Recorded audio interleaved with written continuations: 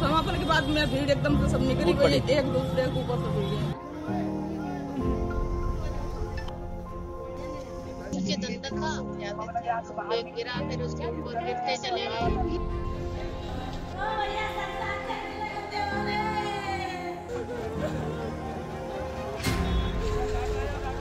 वो पुलिस प्रशासन को जवाब देना चाहिए, किसके कहने से बोला था, इसलिए ये सबरी में तो दुर्घटनाएं हुई है।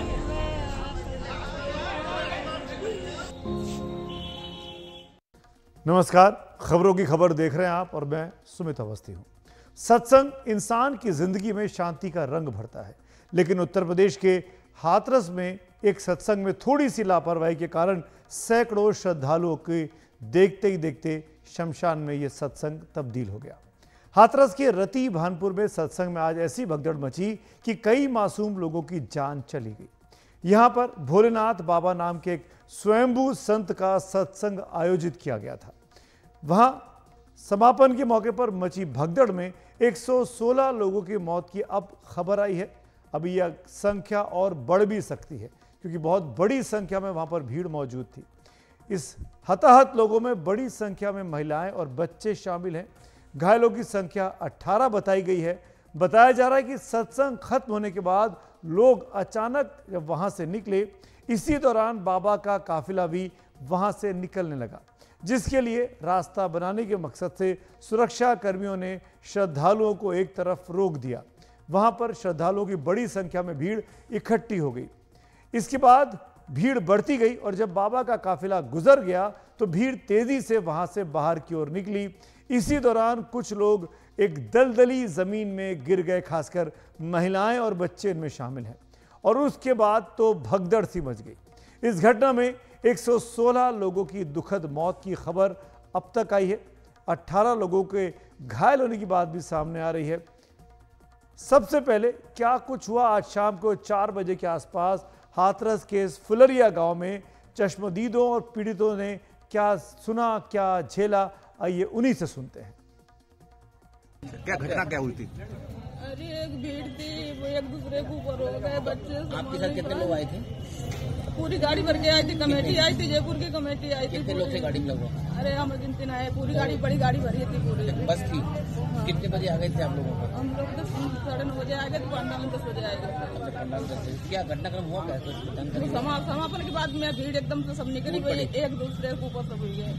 वो पुलिस प्रशासन को जवाब देना चाहिए, किसके कहने से बोला था, इसलिए ये सबरी में तो दुर्घटनाएं हुई है। बड़े बड़े वाहन उस जगह पर लगा दिए गए। जो मेन द्वार बनाया था हाईवे पे, तो उसमें कुछ भाई बहन बाईं तरफ जा रहे हैं, तो कुछ दाहिनी तरफ जा रहे हैं, तो उस धक्का में गिरे ये बहन भाई। अच्छा जी। और मेन कारण पंडाल के अंदर कुछ नहीं था। अच्छा, पंडाल के अंदर रोड पे गिरे, रोड पे। अच्छा। अब जब रोड पे जब हजारों संख्या निकले तो भैया भगदड़ में तो टूट फूट होगी। भगदड़ ऐसे बची थी कि क्या मतलब रोड पे तो जो काफी लोग खड़े थे, वो वहाँ से भीड़ लोग हटे नहीं थे वहाँ से। जो संगत छूटने के बाद सारी संगत मतलब वहाँ से छूटी, छूटने के बाद तुरंत ही मतलब भीड़ जुड़ गई और मतलब आपस में झक्का मारा, वहाँ तार टूटा। तार टूटने के बाद काफी लोग घायल हो गए। हाथरस के सिकंदरा राव थाना क्षेत्र में गांव फुलरई में भोले बाबा का यह सत्संग कार्यक्रम चल रहा था।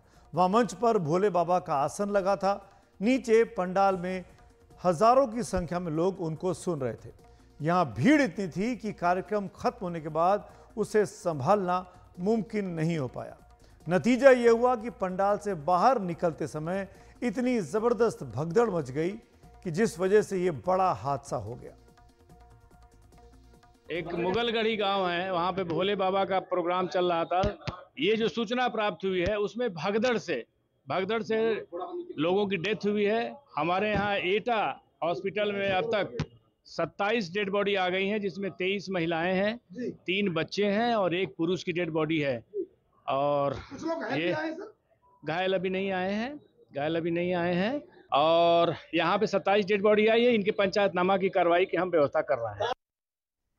अभी मौके पर क्या हालात हैं बताने के लिए मेरे साथ मेरे दो सहयोगी इस वक्त जुड़ रहे हैं।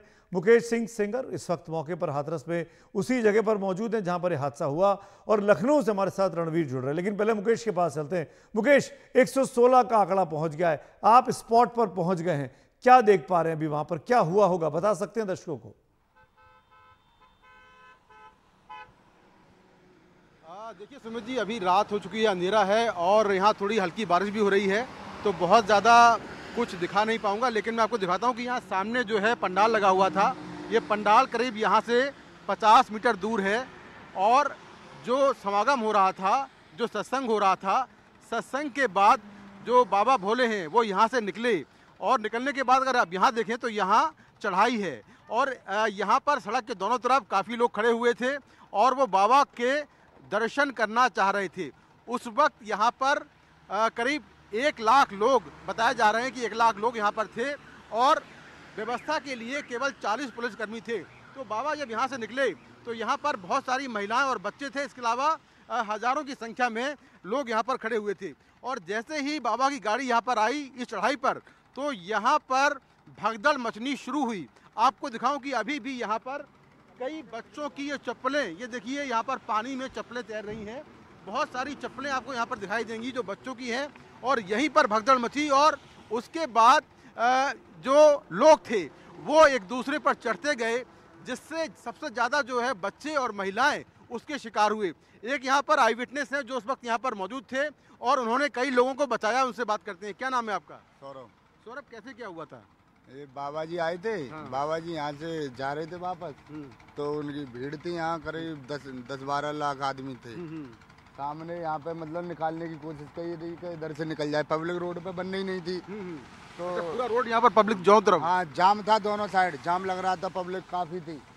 पब्लिक अधिक होने के कारण इधर से निकाल रहे थे पब्लिक को, तो एकदम अरे राम है। आगे आओ, बताओ आगे। हाँ। ये देखिए चप्पलें और दिखाता हूँ मैं आपको, यहाँ पर चप्पलें पड़ी हुई हैं महिलाओं की।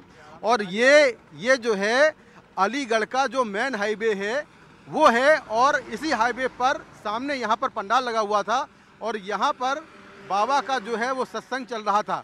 जानकारी ये भी मिली है कि जितने लोग बताए गए थे उससे कहीं ज़्यादा लोग यहाँ पर इस सत्संग में आ गए, जिससे कि सारी व्यवस्थाएं फैल हो गई और इस हाईवे पर दोनों तरफ बहुत सारे लोग खड़े हुए थे जो कि उनकी चप्पलें आपको दोनों तरफ दिखाई देंगी। और यहाँ पर देखिए ये पूरा जो हाईवे उस समय जाम था, सड़क के दोनों ओर यहाँ पर बड़ी संख्या में लोग खड़े हुए थे और जहाँ पंडाल लगा था उसके दूसरी तरफ मैं आपको दिखाता हूँ कि यहाँ पर क्या हुआ। जी बताइए क्या हुआ था यहाँ पर? इस वाली कीचड़ में लुढ़क गए थे। अच्छा, क्या हुआ था यहाँ पे दब गए थे, दबने के कारण उनकी मौत हो गई। अच्छा, तो ये सुमित यहाँ पर जो है ये सामने रोड के इस तरफ ढलान है और ढलान में ये लोग खड़े हुए थे और जैसे ही बाबा यहाँ से निकले तो लोग ढलान के नीचे गिर पड़े और एक दूसरे के ऊपर चढ़ते गए, दबते गए और इस तरह से बड़ी संख्या में जो बच्चे और महिलाएं थी वो इस भगदड़ की चपेट में आए, जिससे सबसे ज़्यादा महिलाओं और बच्चों की मौत हुई है। ये सामने पूरा खेत है, अभी थोड़ी अंधेरा है इसलिए दिखाई नहीं दे रहा है, लेकिन ये खेत है। मुकेश, और यहाँ पर हमने दिन में अपने सहयोगी ने जो रिपोर्ट भेजी थी स्पॉट से वो भी हमने देखा था और उसमें हमने देखा था कि जो जगह आप दिखा रहे हैं जहाँ पे अभी अंधेरा है वहाँ पे कीचड़ था, दलदली जमीन है और वहाँ पे चलना आसान नहीं था और ऐसे में फिसल जाना, गिर जाना, दब जाना बहुत आसान था। मैं आऊँगा आपके पास मुकेश, मैं उनके पास रणवीर के पास भी लौटूंगा। हमारे पास अलीगढ़ के आईजी शलभ माथुर का एक बयान आया है, क्या कह रहे हैं हादसे के बारे में, पहले वो सुन लेते हैं। कितनी मौत होगी कंफर्म? ये अभी तक हमारे पास 116 की पुष्टि हुई है, इसमें से 27 डेड बॉडीज़ जो हैं एटा मोर्चरी में हैं और बाकी हाथरस में हैं और कुछ घायल भी हैं जिनका इलाज चल रहा है। पोस्टमार्टम के लिए अलग अलग जगह पर डेड बॉडीज़ भेजी गई हैं और प्रयास यही है कि जो घायल हैं उनका अच्छे से अच्छा जल्दी से जल्दी इलाज कराया जाए। इसमें कोई एफआईआर भी दर्ज हुई है? एफआईआर दर्ज हो रही है, एफआईआर दर्ज हो रही है। जो भी धाराएं होंगी उसके अंदर आपको एफआईआर की कॉपी भी आपको उपलब्ध करा दी। जो आयोजक हैं सर, क्या उनके नाम उसमें शामिल किए गए हैं? बिल्कुल, बाबा जो कहे जा रहे हैं उनके खिलाफ जो आयोजक हैं जिन्होंने परमिशन लिए उनके विरुद्ध एफआईआर होगी, इन द सेंस कि जितने की परमिशन मांगी उससे ज़्यादा लोग आए हैं, ऐसी प्रथम दृष्टया चीज़ें निकल के आई हैं। और क्योंकि ये जांच का विषय है, इसमें एक हाई लेवल इंक्वायरी ऑर्डर कर दी गई है, वो जैसे जांच में और चीज़ें आएंगी आपको अपडेट किया। Thank you. सुना आपने शलभ माथुर को जो बोल रहे हैं हाई लेवल इंक्वायरी ऑर्डर कर दी गई, पर हालत बात सवाल ये है कि ये नौबत आई ही क्यों इतनी बड़ी संख्या में। जैसा कि चश्मदीद बता रहे हैं कि लाखों की संख्या में लोग वहाँ मौजूद थे। अगर मैं मान भी लूँ कि वो ज़्यादा बढ़ा चढ़ा के बता रहे हैं, लेकिन अगर वहाँ 20, 25, 50 हज़ार भी लोग मौजूद थे तो क्या वहाँ पर दुरुस्त व्यवस्था की गई थी? मेरे साथ मेरे सहयोगी रणवीर भी जुड़ रहे हैं। यूपी में योगी सरकार ने तुरंत एक्शन लेते हुए कार्रवाई करने की बात, SIT बनाने की बात कर दी है, लेकिन रणवीर ये हालात पैदा क्यों हुए? क्यों इतनी बड़ी संख्या में लोग वहां इकट्ठा थे और पुलिस के इंतजाम ना के बराबर दिख रहे हैं? देखिए सुमित, कई बार ऐसा होता है इस तरह के आयोजनों में परमिशन ली जाती है और कहा जाता है कि साहब इसमें 5000 लोग आएंगे। 5000 के हिसाब से परमिशन होती है और प्रशासन उसी तरह के इंतजाम कर देता है कि 40, 50, 100 पुलिसकर्मी वहाँ लगा दिए और मान लिया कि ये कार्यक्रम हो जाएगा। लेकिन मौके पर कहीं ज़्यादा नंबर्स होते हैं और कुछ शायद ऐसा ही हुआ है हाथरस में, जहाँ परमिशन तो ली गई थी। बताया गया था कि 2 जुलाई 2024 दिन मंगलवार को हाथरस में जो बाबा का प्रवचन है वो होने वाला है और न सिर्फ हाथरस बल्कि मध्य प्रदेश और जयपुर तक से लोग आए हुए थे। तो जाहिर है कि नंबर बहुत ज़्यादा थे।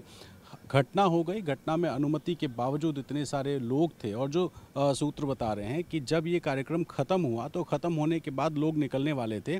इसी बीच में जो बाबा के अपने वॉलंटियर्स होते हैं जिनको सेवादार कहते हैं, उन सेवादारों ने भीड़ को रोका, बाबा की गाड़ी अंदर मंगाई और जब बाबा बैठ कर के उसमें जाने वाले थे तो कुछ लोग संभवतः बाबा के पास जाने या पैर छूने की कोशिश कर रहे हों और उस बीच में जब पीछे से दबाव आया तो कुछ लोग गिरे। जैसा कि मुकेश बता रहे थे कि ढलान था और कीचड़ था, तो एक के बाद एक गिरते गए और गिरते गिरते हालात ऐसे हुए कि वहाँ भगदड़ हो गई और भगदड़ में जो आधिकारिक नंबर है वो 116 का अभी आया है, जिसमें डिविजनल कमिश्नर और IG रेंज दोनों ने 116 के नंबर्स बताए हैं। डेड बॉडीज़ जो हैं 60 पहले हाथरस में बताई गई थी, 27 एटा में और 13 बॉडीज़ अलीगढ़ में पहुंची थी। तो हाथरस का जो नंबर है वो बढ़ा है। अब अगर बात करें मुख्यमंत्री की तो एक बड़ी बैठक मुख्यमंत्री आवास पर चल रही है, जहां तमाम लखनऊ में बड़े अधिकारी जो हैं उनसे मुख्यमंत्री जायज़ा ले रहे हैं। मुख्यमंत्री ने भी अभी बयान जारी किया है कि दोषियों को बख्शा नहीं जाएगा। 2 सबसे बड़े अधिकारी DGP और चीफ सेक्रेटरी दोनों को ही घटना के तुरंत बाद हाथरस निकाल दिया गया और एक कमेटी बनाई गई जिसमें ADG आगरा और डिविजनल कमिश्नर अलीगढ़ दोनों की एक समिति बना करके कहा गया है कि 24 घंटे के अंदर घटना के कारणों की रिपोर्ट मुख्यमंत्री को चाहिए। इसके अलावा 3 मंत्री असीम अरुण, लक्ष्मी नारायण चौधरी और संदीप सिंह, इन तीनों लोगों को भेजा गया है ताकि राहत और बचाव कार्य जो है उसका वो खास तौर पे क्या क्या इंस्ट्रक्शंस देने हैं वो सब दिए जा सके। रणवीर आप रहिएगा, मैं लौटूंगा आपके पास। हम लगातार अपडेट कर रहे हैं इस खबर को, लोगों को बता दें, दर्शकों को बता दें कि 116 लोगों के मरने की औपचारिक तौर पर पुष्टि हो गई। आज शाम जब 4, साढ़े 4 बजे के बाद ये घटना घटी और ये खबर दिल्ली तक पहुंचते पहुंचते 5:30, 6 बजे का वक्त होगा, तब तक जैसे ही खबर पहुंची पूरा देश खासकर दिल्ली में सरकार व्यवस्था सब कुछ हिल गया। राष्ट्रपति द्रौपदी मुर्मू जी ने लेकर तमाम नेताओं ने इस पूरे घटना पर गहरा शोक प्रकट किया है। जिस समय यह हादसा हुआ उस वक्त राष्ट्रपति के अभिभाषण पर लोकसभा में धन्यवाद प्रस्ताव पर प्रधानमंत्री नरेंद्र मोदी का भाषण भी चल रहा था। जैसे यह सूचना उन तक मिली, उन्होंने उस भाषण के दौरान इस घटना पर शोक प्रकट किया। विपक्ष के नेता राहुल गांधी ने भी दुख जताया है। यूपी के पूर्व मुख्यमंत्री अखिलेश यादव ने भी दुख जताया है। यूपी के हाथरस में जो भगदड़ हुई उसमें अनेकों लोगों की दुखद मृत्यु होने की जानकारी आ रही है। जिन लोगों की इस हादसे में जान गई है, मैं उनके प्रति अपनी संवेदना व्यक्त करता हूं। मैं सभी घायलों के जल्द से जल्द ठीक होने की कामना करता हूं। राज्य सरकार की देखरेख में प्रशासन राहत और बचाव कार्य में जुटा हुआ है। केंद्र सरकार के वरिष्ठ उत्तर प्रदेश सरकार के लगातार संपर्क में है। मैं इस सदन के माध्यम से सभी को यह भरोसा देता हूं कि पीड़ितों की हर तरह से मदद की जाएगी। हाथरस में बड़ी ट्रेजेडी हुई है। मैं सबको कंडोलेंसेस देता हूं और बहुत दुख का समय है। सरकार को लोगों की मदद करनी चाहिए सेंसिटिवली और सब परिवारों को जिन्होंने किसी को खोया है, मैं कंडोलेंसेस ऑफर।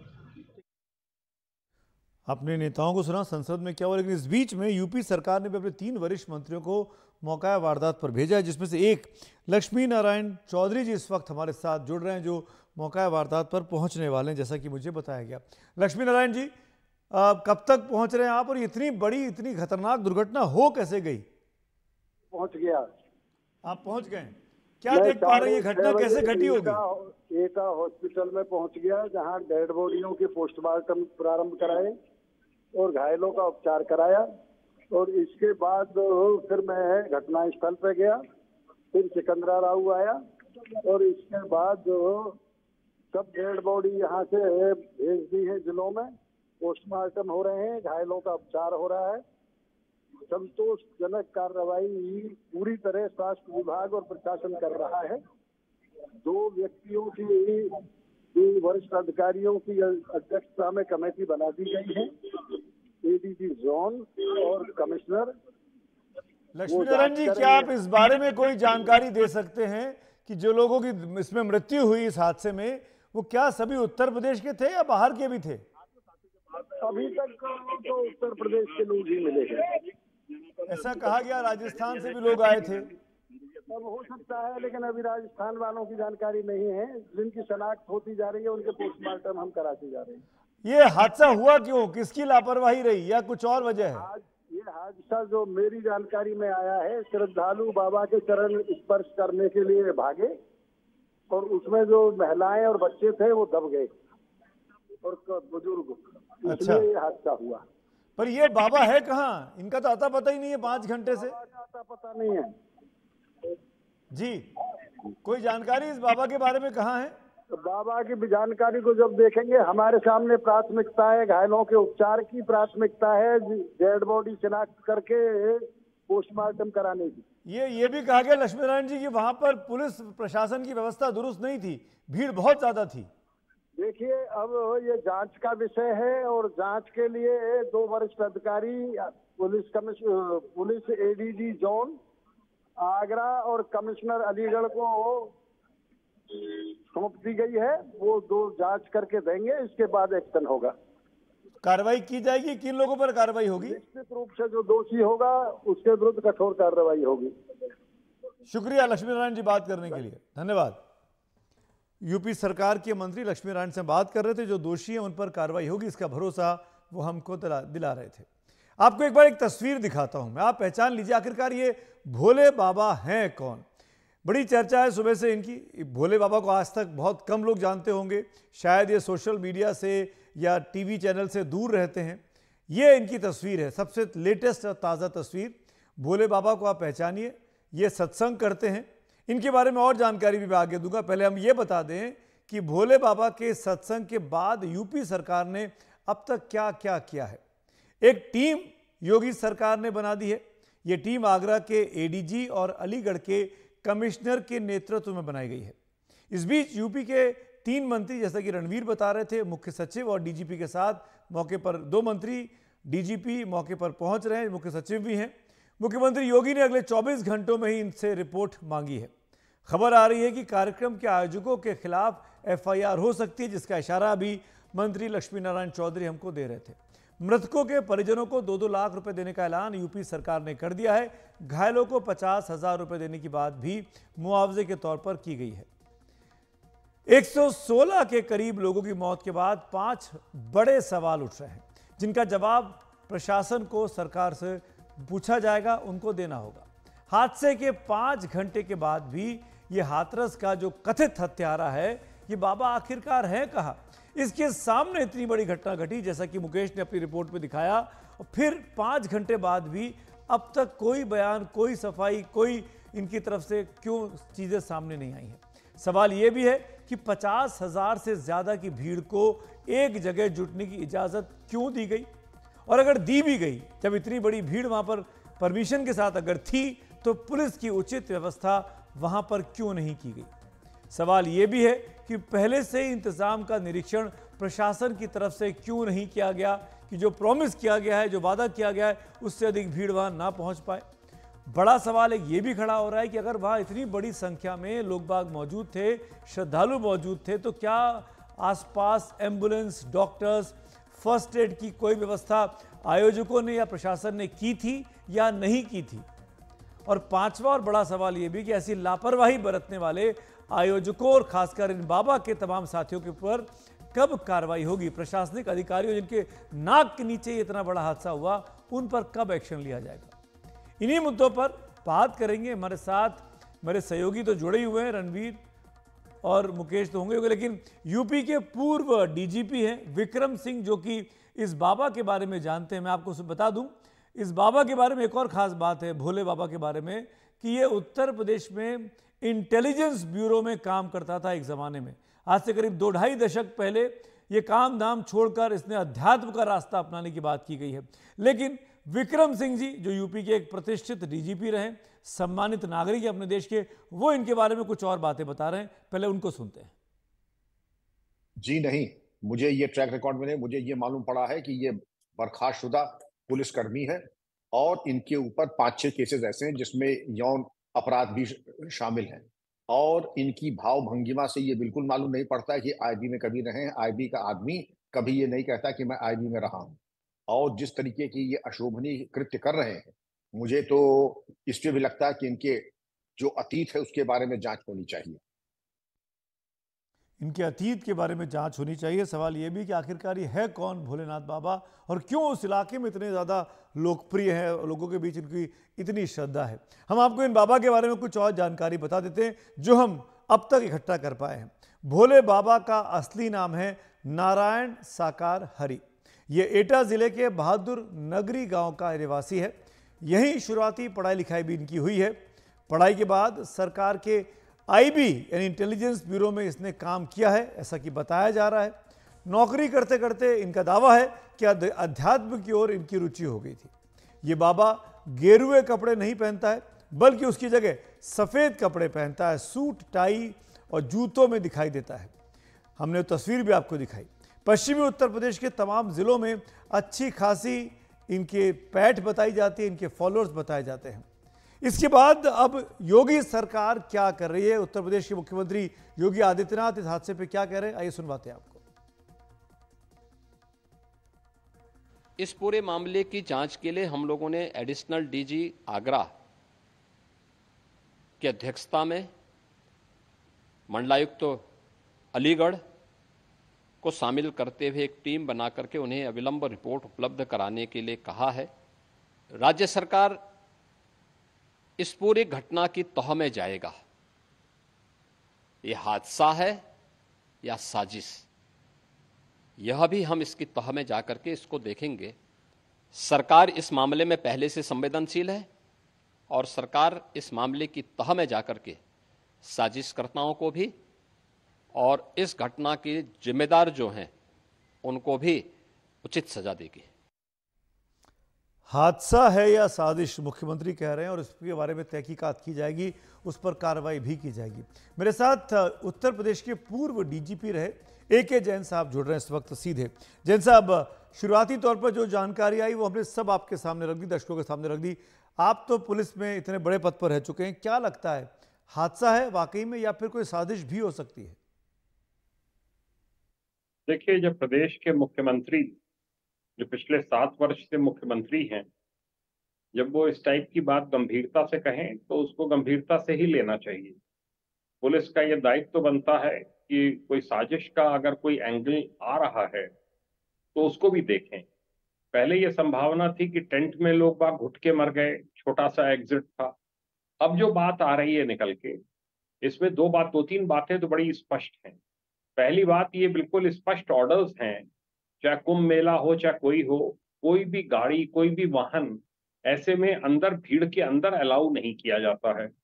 जब भी इस प्रकार से वाहन आप अंदर लाएंगे और फिर उसका एग्जिट होगा, फिर उसको लेके जाएंगे बैठ के बाबा, तो ये उसमें भगदड़ मचना स्वाभाविक है। ये बहुत बड़ी चूक है जो अलाउ नहीं किया जाना चाहिए था इनको। दूसरा, मुझे बताया गया कि 3 किलोमीटर तक गाड़ियां खड़ी हुई थी। इसकी भनक लगनी चाहिए थी जिला प्रशासन को और पुलिस प्रशासन को। उसके हिसाब से व्यवस्थाएं की जानी चाहिए थी। पूरा देखा जाना चाहिए था कि एंट्री किधर से होगी। बगल में एटा रोड है, उसके ऊपर लोग निकल नहीं सकते, उसमें कुचल के मरने की संभावना है। आजकल बारिश का मौसम है, सड़क के दोनों ओर गड्ढे होते हैं, क्योंकि वहीं से मड लिया जाता है रोड्स की स्ट्रेंथनिंग के लिए। उसमें पानी भरा होता है, दलदल होती है, जैसा आपने जिक्र किया, तो इसमें भगदड़ मचना स्वाभाविक है। तो ये जो घटना है, ये अगर मुख्यमंत्री जी का ऐसा कोई आभास है, कोई आशंका है, उस पहलू से भी पुलिस का जांच करना दायित्व है, कमेटी का जांच करना दायित्व है, और सीनियर ऑफिसर्स स्वयं पहुंचे हुए हैं, डीजीपी चीफ सेक्रेटरी वहां हैं, असीम अरुण को भेजा गया है जो पूर्व पुलिस कमिश्नर हैं कानपुर के। ये लोग सब समझेंगे और समझने के बाद जो भी एंगल होगा इसमें कार्रवाई की जाएगी। एक इम्पॉर्टेंट चीज जैन साहब आपसे और पूछना चाहता हूं, मैं जानता हूं वक्त की कमी है, लेकिन तब भी मेरा मन कर रहा है, और वो ये कि क्या आप जानते हैं इस शख्स को जिसका नाम भोलेनाथ बाबा है, जिसके बारे में कहा गया है आईबी में काम करता था? क्या कभी आपने अपने कार्यकाल के दौरान इसको देखा है, इसके बारे में सुना? पहली बात। और दूसरी बात, सर, ये हादसा इनकी आंखों के सामने हुआ, इनका काफिला निकल रहा था, वहां पर भगदड़ मची है, और ये अब तक 5 घंटे के ऊपर हो गए, इनकी तरफ से कोई बयान नहीं, कोई सफाई नहीं है। बिल्कुल सही है आपका कहना। इनका दायित्व था कि ये वहीं रुकते, लोगों को रेस्क्यू करने में मदद करते। ये बताते हैं कि पुलिस में था, LIU में बताया जा रहा है, लोकल इंटेलिजेंस यूनिट में, मुझे पता नहीं, एक आध दिन में सारी स्थिति स्पष्ट हो जाएगी। और कहते हैं जब ये सर्विस के दौरान थे तो इनको भगवान का साक्षात्कार हुआ। तो ये फ्रॉड हैं इस प्रकार के लोग, और ये लोगों की धार्मिक भावनाओं से खेल कर रहे हैं और कड़ी कार्रवाई के पात्र हैं। जी, फ्रॉड हैं, कड़ी कार्रवाई के पात्र हैं। इसके बावजूद भी लगातार इनकी सभाओं में, इनके सत्संगों में हजारों की संख्या में लोग आ रहे हैं। प्रशासन का क्या दायित्व होता है ऐसे लोगों के लेकर?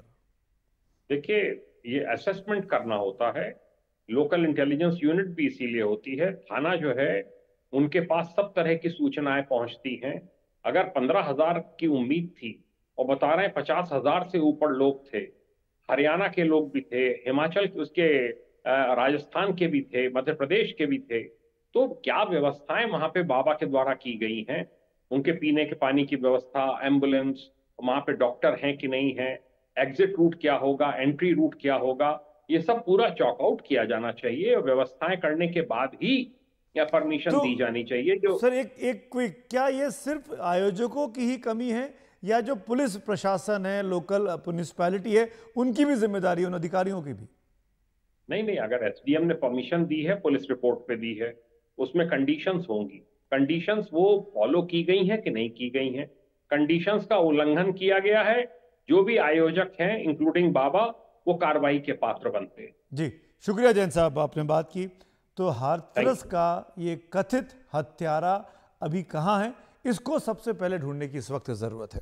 आगे बढ़ते हैं अगली खबर की ओर। नीट पेपर लीक का मसला सड़क से संसद तक छाया हुआ है। इस पेपर लीक की घटना के बाद कई तरह की भर्ती परीक्षाओं पर शक के बादल अब मंडरा रहे हैं। इसमें ताजा मामला अब उत्तर प्रदेश की ही PCS की जुडिशरी परीक्षा का आ गया है। उसके बारे में विस्तार से बात करें उससे पहले अभी तक क्या हुआ है पेपर लीक के मामले में, ये क्विक रैप आपके लिए कर देते हैं। देश के भावी कर्णधारों का भविष्य कैसे इन दिनों खतरे में है, इसको जरा जान लीजिए। नीट पेपर लीक का मामला अब सुप्रीम कोर्ट में चल रहा है। हालांकि इस परीक्षा को रद्द नहीं किया गया है, पर सुप्रीम कोर्ट में सुनवाई चल रही है। वहीं NCET की परीक्षा का मामला भी चल रहा है। CSIR UGC नेट की परीक्षा हो, UGC नेट की परीक्षा हो और नीट PG की परीक्षा हो, यह स्थगित करनी पड़ी है। दूसरी तरफ पेपर लीक की वजह से यूपी पुलिस सिपाही भर्ती परीक्षा के बाद अब RO और ARO भर्ती परीक्षा भी रद्द कर दी गई है। सोमवार को लोकसभा में नेता प्रतिपक्ष राहुल गांधी और मंगलवार को समाजवादी पार्टी के अध्यक्ष अखिलेश यादव ने नीट पेपर लीक के साथ तमाम परीक्षाओं में धांधली के सवाल को उठाया था। कि सबसे प्रेस्टिजियस परीक्षा, उसका भी पेपर लीक हो गया। और आखिरकार ये पेपर लीक हो क्यों रहा है? सच्चाई तो ये है कि ये सरकार पेपर लीक इसलिए करा रही है कि सरकार नौकरी नहीं देना चाहती, रोजगार नहीं देना चाहती, उन नौजवानों का भविष्य नहीं बनने देना चाहती। पिछले 10 सालों की उपलब्धि बस इतनी रही है कि एक शिक्षा परीक्षा माफिया का जन्म हुआ है, जिसने तथाकथित अमृतकाल में युवाओं के भविष्य की आशाओं को ही जहर दे दिया है। जो सरकार उम्मीद को मार दे, वरना तो वर्तमान को सुधार सकती है, न भविष्य को संभाल सकती है। सरकार आशा का प्रतीक होनी चाहिए, निराशा का नहीं। A number of NEET students, every single one of them tells me that the exam is designed to create a quota for rich people and to create a passage for them into the system, and is designed not to help poor students. Now, इससे भी बहुत डर होता है। महीनों पढ़ाई करते हैं, ये पता नहीं कि भैया एग्जाम लीक हो जाएगा, नहीं होगा। अगर पास भी हो गए तो पैसा कहां से आएगा? तो उधर भी इन लोगों ने भय डालने का काम किया। आपको बता दें कि नीट के पेपर लीक के मामले को लेकर आज जब प्रधानमंत्री अपना जवाब दे रहे थे लोकसभा में, तो उन्होंने भी इसका जिक्र किया। ये बहुत ही संवेदनशील और गंभीर मामला है और कहा कि जो भी लोग दोषी हैं उनके खिलाफ एक्शन लेने की तैयारी सरकार कर रही है। व्यवस्था को दुरुस्त करने के लिए सरकार लगी हुई है। लेकिन नीट पेपर लीक को लेकर जारी विवाद के बीच यूपी में PCS जे की परीक्षा के परिणामों में गड़बड़ी का मामला सामने आया है। इलाहाबाद हाईकोर्ट में लोकसेवा आयोग ने माना है कि PCS जे 2022 की परीक्षा के परिणामों में 50 अभ्यर्थियों की कॉपी मिक्स हो गई। अब जल्द ही नए सिरे से फिर से नतीजे घोषित किए जाएंगे। उन्होंने कहा कि कोडिंग के कारण हो सकता है इंटरमिक्सिंग हो गई हो कम से कम 50 अभ्यर्थियों की, जिसमें ये भी हो सकता है कि पूरा का पूरा रिजल्ट रीड्रॉ करना पड़े, कुछ लोग बाहर जाएं, कुछ लोग हो सकता है अंदर आएं। लेकिन यह सारी प्रक्रिया माननीय उच्च न्यायालय ने कहा कि एफिडेविट से आयोग के अध्यक्ष प्लेस करें अगले तारीख में। 2022 में हुई PCS जे परीक्षा के नतीजे अगस्त 2023 में आए। फेल करार दिए गए अभ्यर्थी श्रवण पांडे को यकीन नहीं हुआ कि उन्हें इंग्लिश के पेपर में 200 में से मात्र 47 नंबर मिले हैं। उन्होंने RTI के जरिए आयोग में अर्जी डालकर अपना पेपर दिखाने की मांग की। जब श्रवण ने अपनी कॉपी देखी तो पाया कि कॉपी उनकी थी ही नहीं। इसको लेकर श्रवण ने हाईकोर्ट में अपील की तो हाईकोर्ट में लोक सेवा आयोग ने अपनी गलती मानते हुए बताया कि कर्मचारियों की गलती से 50 कॉपी आपस में मिक्स हो गई हैं। PPSC ने अपनी कमेटी की रिपोर्ट जो उन्होंने गठित की थी मैटर को इन्वेस्टिगेट करने के लिए, वो प्रस्तुत की, जिसमें उन्होंने एडमिट किया कि 50 पेपरों में हेरफेर हुई है। 25-25 की 2 बंडल आपस में बदले गए हैं। उन्होंने इसको ह्यूमन एरर का नाम दिया है, बट मुझे ऑनरेबल हाई कोर्ट पे पूरा भरोसा है कि वो इस मैटर की जड़ तक जाएंगे। ऑनरेबल हाई कोर्ट ने उन्हें 1 हफ्ते का समय दिया है और ऑनरेबल चेयरमैन के एफिडेविट मांगा है, जिस पे उन्होंने उनसे इंस्ट्रक्शंस मंगाए हैं कि इस रिज़ल्ट्स के चलते कितने लोगों का जो लोग सिलेक्शन, क्योंकि 30 अगस्त 2023 में ही फाइनल हो गए थे और ये अपना ट्रेनिंग अभी अंडरगो कर रहे हैं, तो उसके चलते कितने लोग बाहर होंगे, कितने लोग अंदर जाएंगे, किस लोग who all will be eligible for the interview, तो ये सब उनको एक पूरा इंस्ट्रक्शंस लाने हैं और कोर्ट के समक्ष प्रस्तुत करने हैं और साथ ही मेरी कॉपीज़ भी प्रोड्यूस करनी है। इलाहाबाद हाई कोर्ट से लोक सेवा आयोग ने हलफनामा दाखिल कर कहा कि 3 अगस्त तक नए सिरे से नतीजे घोषित किए जाएंगे। इस पर हाईकोर्ट ने कहा कि जितनी जल्दी हो सके उतनी जल्दी ये प्रक्रिया पूरी होनी चाहिए। कुछ अधिकारियों के विरुद्ध कार्रवाई भी हुई है और आयोग इस मामले में फर्दर कार्रवाई करते हुए हो सकता है पूरे रिजल्ट को रीड्रॉ भी करे, जो उसने हलफनामे में कहा है। माननीय उच्च न्यायालय ने यह भी कहा कि क्योंकि यह इतना गंभीर मसला है, अतः इसमें आयोग के अध्यक्ष का हलफनामा ही इस पूरे प्रकरण को पूरी तरीके से निस्तारित करने के लिए ज़रूरी होगा। इलाहाबाद हाईकोर्ट ने लोक सेवा आयोग से 4 बिंदुओं पर हलफनामा दाखिल करने को अब कहा है। अदालत ने पूछा है कि कितने अभ्यर्थियों का परिणाम सही नहीं है, अगर दोबारा नतीजे घोषित होंगे तो कितने लोग बाहर हो जाएंगे, चयन से अंदर आने और बाहर आने वालों के लिए क्या प्रक्रिया अपनाई जाएगी, दोबारा नतीजे घोषित करने की प्रक्रिया का आधार क्या होगा। इसके अलावा कोर्ट ने आयोग से याचिकाकर्ता की सभी 6 प्रश्न पत्रों की कॉपी कोर्ट में पेश करने को भी कहा। इस मामले की अगली सुनवाई 8 जुलाई को होनी है।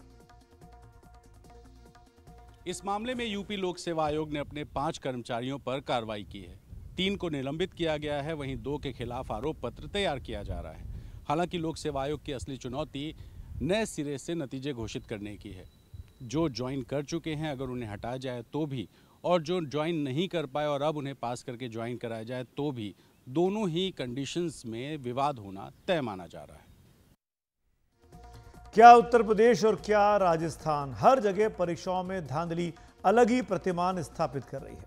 राजस्थान के बांसवाड़ा जिले में डमी अभ्यर्थियों के जरिए नौकरी पाने के मामले में और वन रक्षक भर्ती परीक्षा पेपर लीक मामले में रोजाना नई नई परतें खुल रही हैं। पुलिस ने बड़ा खुलासा करते हुए 2 लोगों को गिरफ्तार किया है। इनमें शिक्षक की जगह परीक्षा देने वाले सांचौर निवासी आरोपी पुलिस कांस्टेबल और वन रक्षक परीक्षा पेपर लीक मामले में डूंगरपुर जिले के चीकली उपखंड अधिकारी के रीडर है अभिमन्यु सिंह को गिरफ्तार किया गया है। पुलिस की जांच में पता चला कि 2011 में हुई शिक्षक भर्ती में भी डमी अभ्यर्थी का खेल हुआ करता था। साथ ही टीम ने कुल 3 आरोपियों की गिरफ्तारी और की है। बांसवाड़ा जिले में वन रक्षक परीक्षा पेपर लीक मामले में 15 आरोपियों के खिलाफ रिपोर्ट दर्ज हुई और रीट परीक्षा के मामले में अभी तक 1 दर्जन एफआईआर दर्ज हो चुकी है। पिछले कुछ दिनों से बांसवाड़ा में जो डमी कैंडिडेट्स को लेकर के अनुसंधान चल रहा था, इसी अनुसंधान के दौरान ये बात सामने आई कि वन रक्षक पेपर जो नवंबर 2022 में हुआ था, वो यहाँ पर बांसवाड़ा में कुछ 10-11 कैंडिडेट्स को बैठा करके पढ़ाया गया था एग्ज़ाम से पूर्व। तो उसी को के संदर्भ में एक एफआईआर दर्ज की गई है राजतलाब थाने पे, जिसकी तफ्तीश जो है एडिशनल एसपी द्वारा की जा रही है। प्रश्न पत्र लीक का मामला वाकई में देश में इस वक्त सबसे बड़ी समस्याओं में से एक निकलकर सामने आया है और ऐसे में तमाम हुक्मरानों को, तमाम सरकारों को, चाहे वो किसी भी पार्टी से क्यों ना आती हो, ये सबसे टॉप प्रायोरिटी पे करना चाहिए कि जितने भी एंट्रेंस एग्जाम होते हैं, खासकर मेडिकल के, उसमें तो कोताही बरतने की कोई भी जरा सी भी चूक ना हो, क्योंकि जो चूक हुई वो व्यक्ति अगर डॉक्टर बना तो आगे जाके क्या प्रलय मचेगी इसका अंदाजा, इसका खौफ अभी से हो जाता है। वक्त हो रहा है खबरों की खबर एक छोटे से ब्रेक का, लेकिन ब्रेक के बाद बड़ी खबर आपको एक और दिखाएंगे कि कैसे हिडनबर्ग मामले में अडानी ग्रुप को बदनाम करने की कोशिश की गई। ब्रेक के उस पार।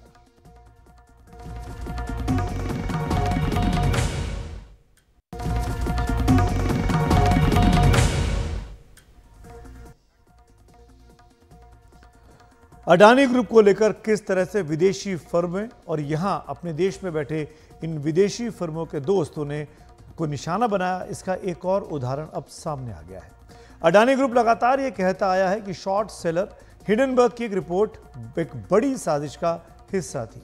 अब सेबी ने अपनी जांच में पाया है कि किस तरह से मुनाफा कमाने के लिए हिडनबर्ग और उनके साथियों ने नियमों का उल्लंघन कर अडानी शेयरों में शॉर्ट पोजीशन लिया और फिर हिडनबर्ग की रिपोर्ट छापी। इस नोटिस के जवाब में हिडनबर्ग ने कोटक बैंक के एक फंड का नाम लिया है और इस तरह से अडानी ग्रुप के खिलाफ इंटरनेशनल साजिश का एक और देसी कनेक्शन एक बार फिर से सामने आ गया है।